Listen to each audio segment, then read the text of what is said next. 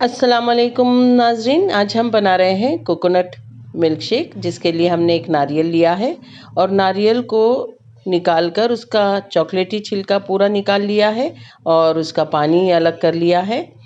नारियल के हमने छोटे छोटे टुकड़े कर लिए हैं और अब हम करने वाले ये हैं कि वो तमाम खोपरा नारियल के पानी के साथ पीस लेने वाले हैं। इसे एकदम स्मूथ बारीक सा पेस्ट बना लेना है और बहुत ही महीन सा पीस लेना है।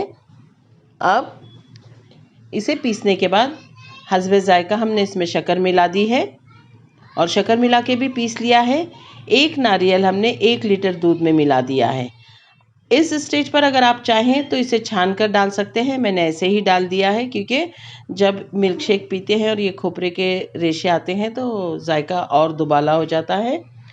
इसमें बर्फ़ वगैरह डालकर हम सर्व करने वाले हैं। इसका जायका चख लीजिए, अगर आपको शक्कर लगती है तो शक्कर मिला दीजिए। इस वक्त बर्फ़ ग्लासेस में डालने के बाद इसे हम सर्व करेंगे। बहुत ही मज़ेदार बनता है ये मिल्क शेक।